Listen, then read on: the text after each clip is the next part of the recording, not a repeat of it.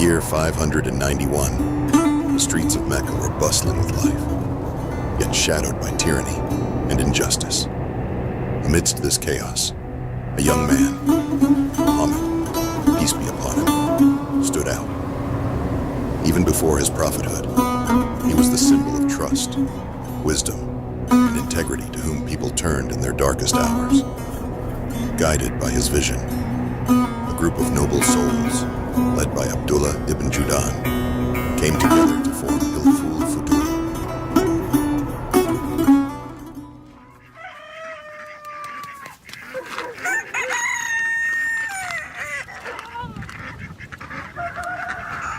If we don't do what our nephew Muhammad says, no one in all of Mecca will. Let's do it. But who won't listen to just the two of us? If we form a committee that includes Abdullah ibn Judan, everyone will listen. Let's hope so, God willing.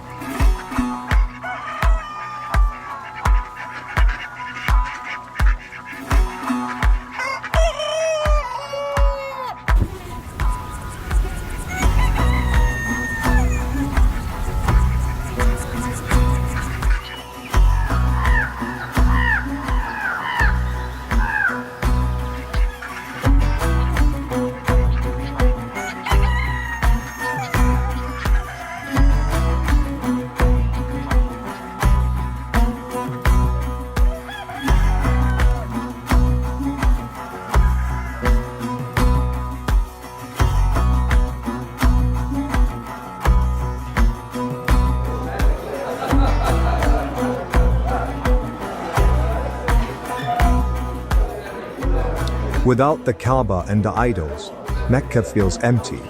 The best way to unite is over a good meal. If you seek a generous man, that man is Abdullah ibn Judan. Abdullah ibn Judan is so generous. I am so grateful for him.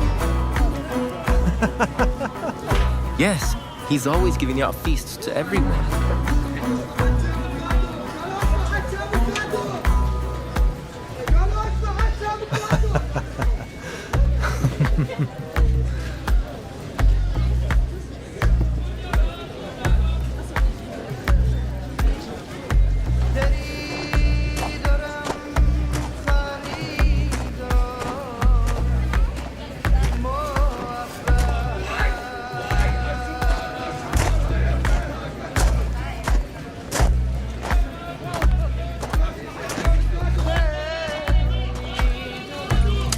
Here you go. Enjoy your meal.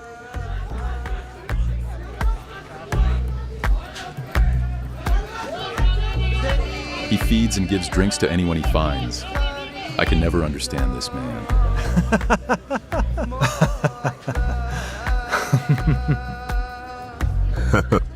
What's there to understand, Abu Lahab? We enjoy hoarding, while Abdullah enjoys sharing.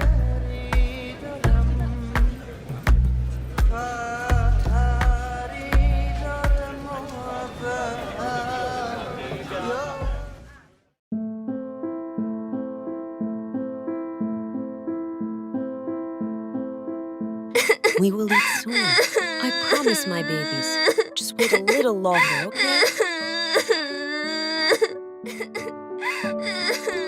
I wish Dad was here. I'm so hungry. I can't walk anymore.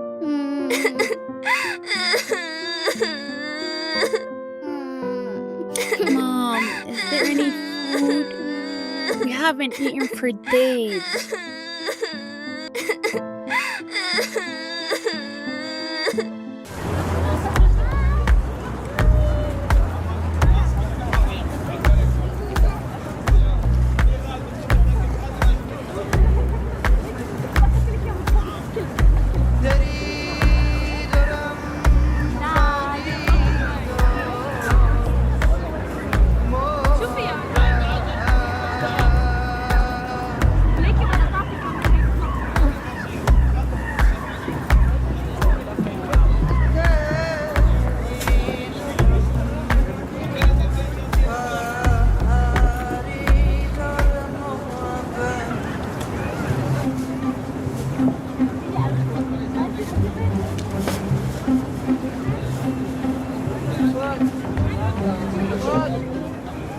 with this? The money for what I've taken. Is there a problem? Yes, there is. This money won't buy you anything here anymore. Prices changed. If you don't have enough money, leave what you took and move along. If I show mercy to every beggar around here, I'll go broke. May God help us in these times. Leave what you took and get out. May God help us in these times.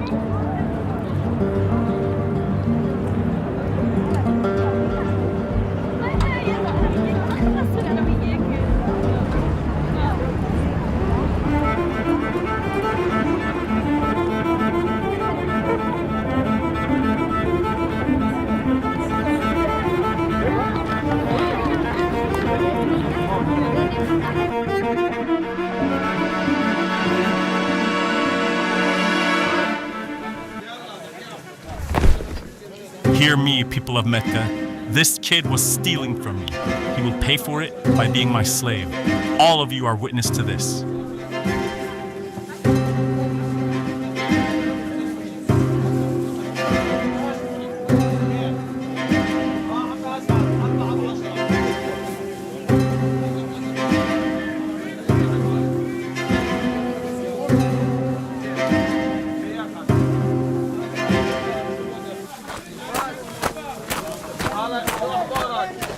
Muhammad, move out of my way. This is none of your business.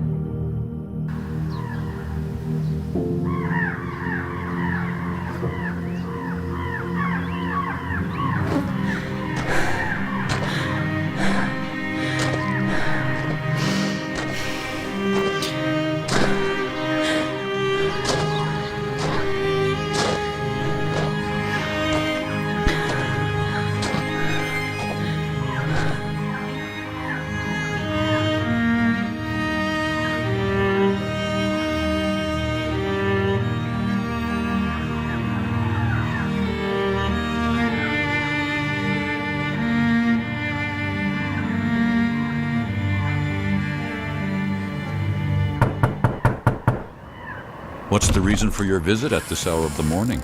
If it weren't for something important, we wouldn't disturb you at this hour. And for such a thing, we could only knock on your door. You have my attention. What's going on? There's an issue troubling our nephew Muhammad.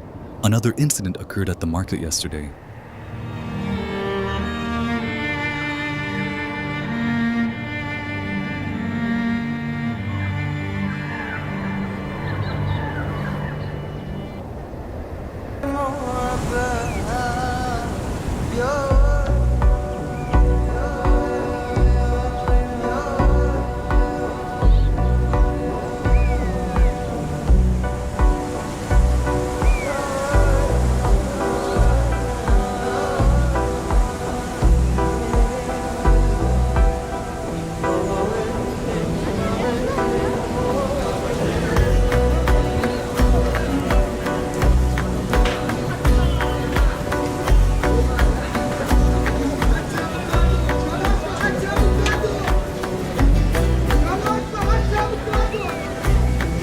Yesterday, your nephew intercepted a friend of mine.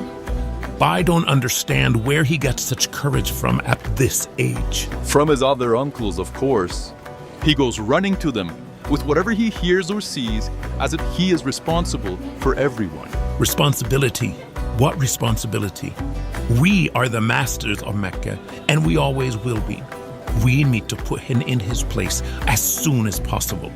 It's all because of Abel Tardid. He spoiled him.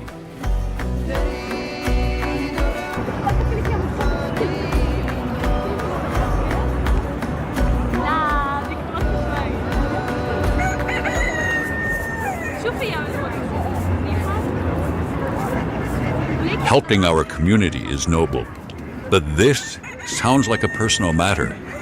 Is that all? Are you going to do nothing? These matters sadden me just as much as it does you. I don't think being sorry is enough for such an issue. If we don't do anything, it will set a precedent. This is just the tip of the iceberg of what we know and hear about. Who knows what injustices are happening in the depths of the city? You're right. These injustices are no longer personal. They're beginning to concern all of Mecca.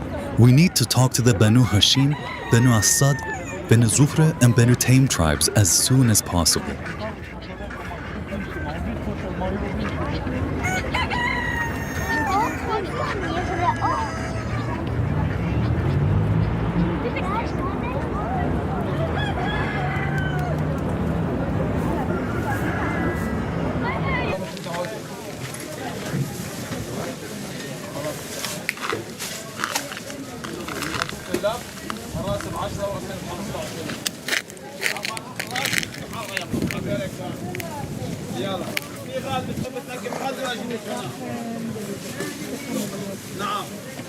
This is a pact of virtue. By Allah, whenever someone in the city of Mecca is wronged or treated unjustly, whether they are one of us or a stranger, we will act as one until justice is served. For so long as the sea makes wool wet and the mountains of Hira and Sibir stand, we will abide by this pact and protect all people against injustice.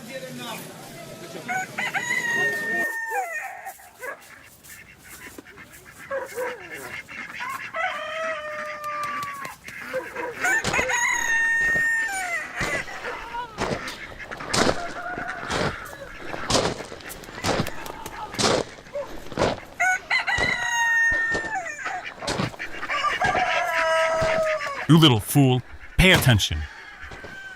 Shut it, boy. You'll do it. You're my slave now. I'll carry it. I'll do all the work. Just please let my son go. Get out of here, woman. I'll do as I wish with my slave. Mercy. Please forgive him. It was my fault. He's just a child. Don't you understand words, woman? Don't you have a conscience? You're siding with the thief? If you hadn't doubled the price of your goods overnight, he wouldn't have attempted to steal. There is no doubt that the child is at fault. You're indeed due compensation. However, no matter the amount stolen, it is never a fair exchange for someone's freedom.